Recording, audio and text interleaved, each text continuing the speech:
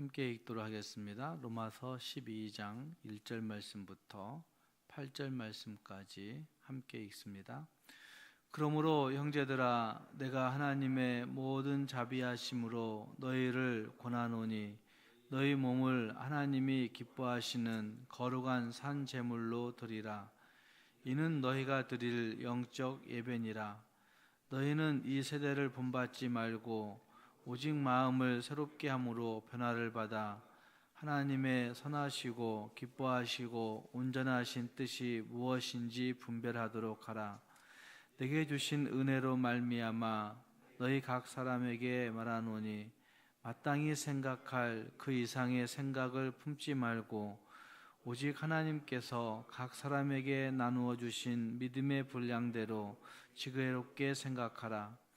우리가 한 몸에 많은 지체를 가졌으나 모든 지체가 같은 기능을 가진 것이 아니니 이와 같이 우리 많은 사람이 그리스도 안에서 한 몸이 되어 서로 지체가 되었느니라. 우리에게 주신 은혜대로 받은 은사가 각각 다르니 혹 예언이면 믿음의 분수대로, 혹 섬기는 일이면 섬기는 일로, 혹 가르치는 자면 가르치는 일로, 혹 위로하는 자면 위로하는 일로, 구제하는 자는 성실함으로, 다스리는 자는 부지런함으로, 긍휼을 베푸는 자는 즐거움으로 할 것이니라. 아멘.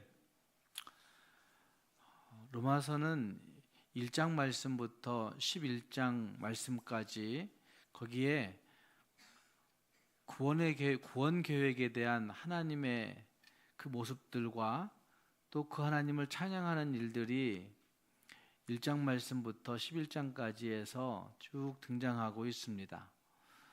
하지만 구원받은 우리들의 모습들이 그냥 우리들의 노력이나 열심으로 된 것이 아니라 하나님의 개입하심을 통하여, 하나님의 섭리하심을 통하여 이루어져 가고 있다는 사실들을 우리는 거기에서 잘 볼 수 있습니다. 그리고 12장 말씀에서부터는 신자들이 어떤 삶을, 그렇게 구원받은 백성들이 어떤 삶을 살아야 되는지에 대해서 말씀하는 말씀이 12장 말씀부터 나타나고 있습니다.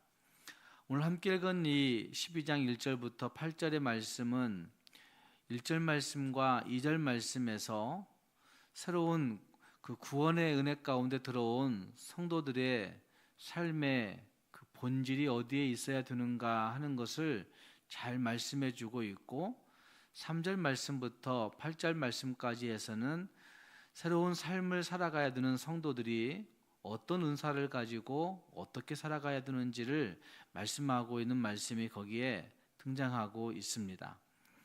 함께 읽은 말씀 1절 말씀과 2절 말씀에서는 복음이 우리들에게 어떤 삶의 본질을 가져왔는지라고 묻는다면 거기에서 예배라고 하는 사실을 분명하게 말씀하고 있습니다. 복음은 죄인들을 향한 하나님의 넘치는 자비하심의 소식이라고 로마서에서는 분명히 말씀하고 있습니다. 그리고 그 복음을 받은, 그 복음으로 믿는 자가 된 성도들은 이제 다른 삶을 살아가야 된다라고 말씀하면서 그 복음에 합당한 삶이 예배라고 한 사실을 분명하게 말씀합니다. 1절 말씀에 그러므로 형제들아, 내가 하나님의 모든 자비하심으로 너희를 권하노니 너희 몸을 하나님이 기뻐하시는 거룩한 산 제물로 드리라. 이는 너희가 드릴 영적 예배니라 라고 말씀하고 있습니다. 그러므로 라고 하는 말씀은 1장 말씀부터 11장 전체까지의 이야기를 다 담고 있는 종합적인 접속사라고 할 수가 있습니다. 하나님의 구원 계획 가운데 들어온 그 삶의 그 모습들을 쭉 얘기하면서, 그렇기 때문에 너희는 너희 몸을 하나님께 드리라. 이것이 너희가 드릴 영적 예배라고 말씀하고 있습니다. 우리의 몸을 세상 속에 드리는 것이 아니라 하나님이 기뻐하시는 거룩한 산제물로 드리는 것이 마땅하다는 것입니다. 하지만 이것은 구체적으로 이 세대에 그릇된 가치관에 순응하지 않고 하나님 나라 가치관으로 새롭게 되어서 어떤 판단들을, 어떤 생각들을 할 때마다 하나님을 늘 염두에 두고 하나님을 마음속에 품고 살아가야 할 것을 말씀합니다. 죄에서 떠나 하나님 앞에 하나님의 뜻을 분별하여 사는 것, 그것이 예배라고 하는 사실을 2절 말씀은 다시 말씀합니다. 너희는 이 세대를 본받지 말고 오직 마음을 새롭게 함으로 변화를 받아 하나님의 선하시고 기뻐하시고 온전하신 뜻이 무엇인지 분별하도록 하라 라고 말씀하고 있습니다. 언제 어디서든지 주님의 뜻이 무엇인지, 하나님의 선하신, 하나님의 기뻐하신, 하나님의 온전하신 뜻이 무엇인지 항상 분별하면서 살아가야 된다라고 말씀하고 있습니다. 우리는 내 느낌이 지시하는 바를 따라 행합니다. 우리는 내 감정이 행동하라 하는 것들을 가지고 행동합니다.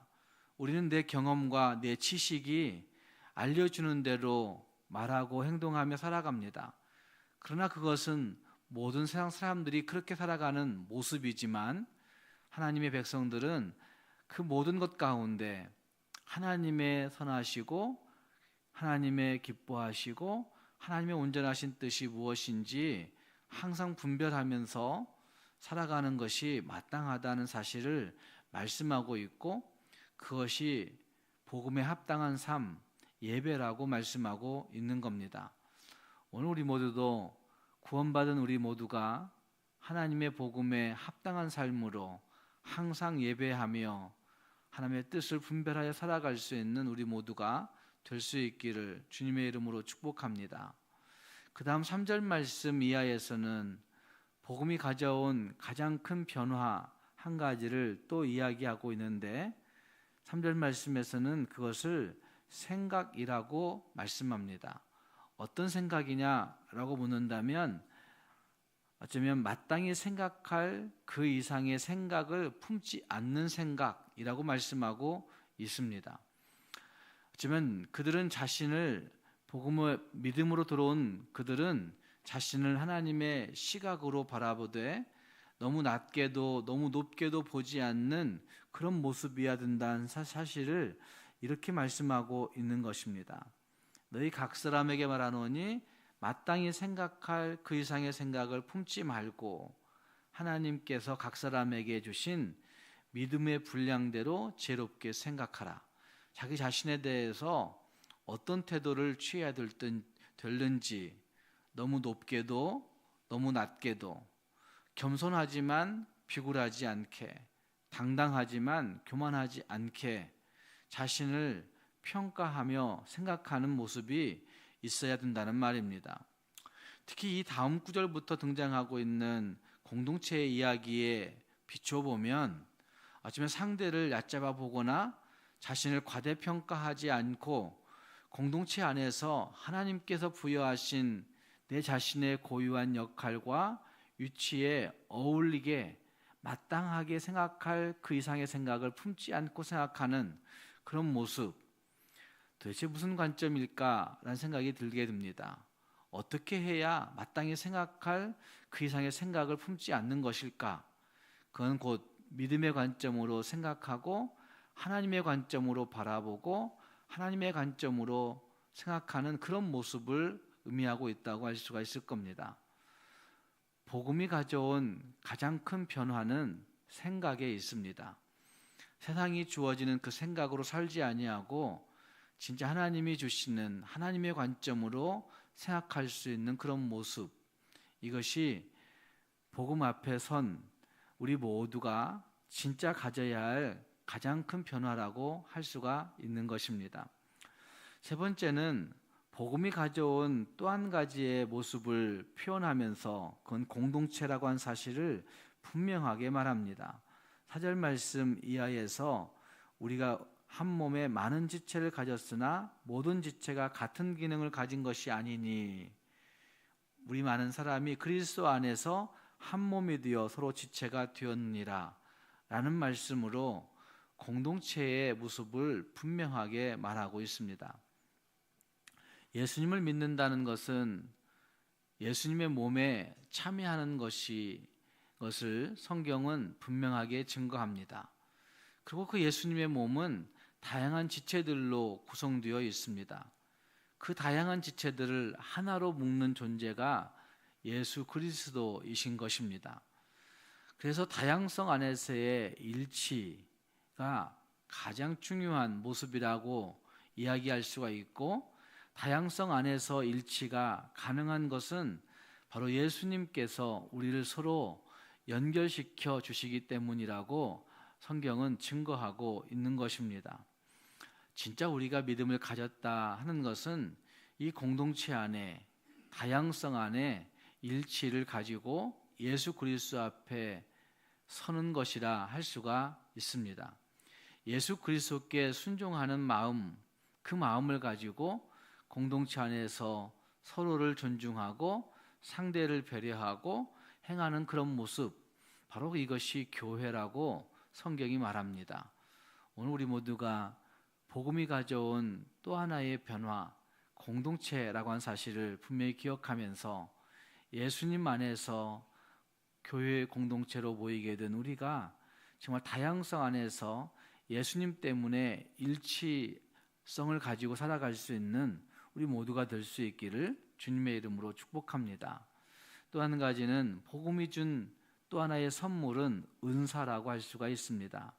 함께 그 말씀 6절 말씀 이하에서 우리에게 주신 은혜대로 받은 은사가 각각 다르니 라고 말씀하면서 예언이면 믿음의 분수대로, 섬기는 일이면 섬기는 일로, 이런 식으로 8절 말씀까지 해서 다양한 은사와 은사를 가진 자들이 어떻게 살아가야 되는지에 대해서 분명하게 말씀합니다.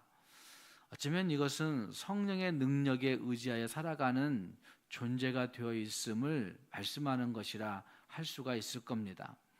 성령께서 우리에게 다양한 은사를 주십니다. 그리고 그 은사를 통해서 예수 그리스도의 몸인 교회를 세우게 하시는 것을 볼 수 있습니다.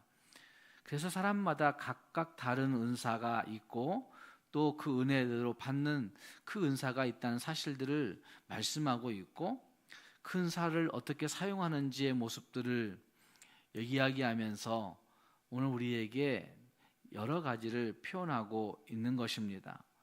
그런데 그 모든 것들을 통합하는 한 가지의 자세는 사랑이라고 말합니다. 이거는 9절 이하에서 쭉 얘기되어지는 모습이라고 할 수가 있을 겁니다. 사랑으로 작동되는 은사, 하나님의 사랑에 감복하여, 하나님의 사랑에 감동하여 작동하는 은사가 성령이 우리에게 주시는 은사라고 할 수가 있습니다. 내 의지로 작동시키는 것이 아니라, 내 능력으로 작동시키는 것이 아니라, 내 성격으로 작동시키는 것이 아니라, 내 인간적인 열심으로 작동시키는 것이 아니라 하나님의 사랑에 감동하여 작동되는, 그것이 진짜 은사라고 말할 수가 있는 것입니다. 오늘 우리 모두도 주님 안에서 구원받고 구원받음으로 말미암아 다양한 은사 가운데 서 있을 텐데, 그 다양한 은사들 사이에 예수 그리스도의 그 일치됨, 예수 그리스도를 통해서 일치됨과 하나님의 사랑에 감동함으로 말미암아 진짜 그 사랑이 작동하는, 그 사랑이 작동시키는 은사의 모습을 가지고 교회를 잘 섬길 수 있는, 하나님을 잘 섬길 수 있는 우리 모두가 될 수 있기를 주님의 이름으로 축복합니다. 기도하겠습니다. 말씀을 생각하시면서 같이 기도할 수 있기를 바랍니다. 하나님을 예배하는 우리가 되게 해달라고 기도할 수 있기를 바랍니다. 우리 자신을 거룩한 산제물로 드리며 하나님 앞에 하나님이 기뻐하시는, 하나님이 온전하게 여기시는, 하나님이 선하게 보시는 그러한 예배로 우리의 삶을 드릴 수 있게 달라고 기도할 수 있기를 바랍니다. 하나님, 정말 우리가 믿음으로 구원받았는데, 구원받은 우리 모두가 하나님 안에 하나님의 관점으로 생각하고 믿음의 관점으로 판단하고 하나님의 관점으로 모든 것들을 행할 수 있는 생각의 변화가 있게 달라고 기도할 수 있기를 바랍니다.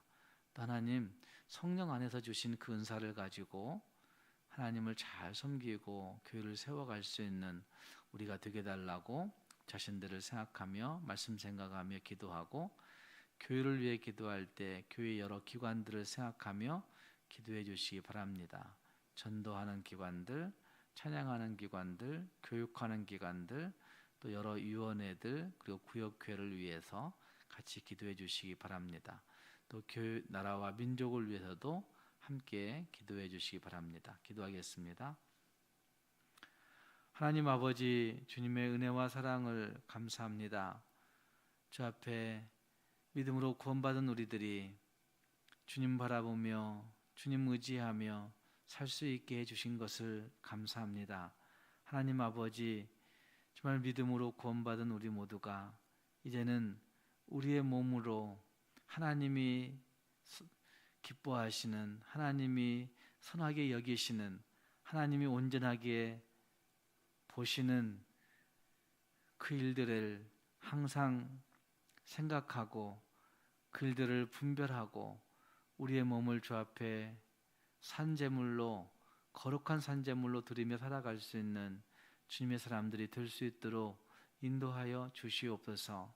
하나님 아버지, 하나님의 관점으로 생각할 수 있는 우리가 되게 도와주시고, 믿음의 관점으로 바라보고 믿음의 관점으로 판단하고 결정할 수 있는 우리가 될 수 있도록 하나님이 함께해 주시옵소서.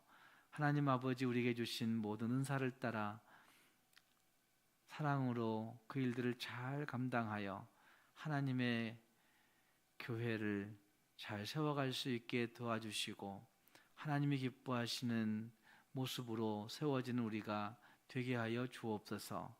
하나님 아버지, 사랑하는 성도들을 주님 붙들어 주시고 오늘 한 날도 주의 은총 가운데 보호받고 인도받는 한 날 되게 하여 주옵소서. 기도하는 성도들에게 은혜를 주시고 기도할 때마다 하나님이 허락하시는 그 응답하심을 확신할 수 있도록 우리에게 믿음의 풍성함을 허락하여 주옵소서. 예수님 이름으로 기도합니다. 아멘.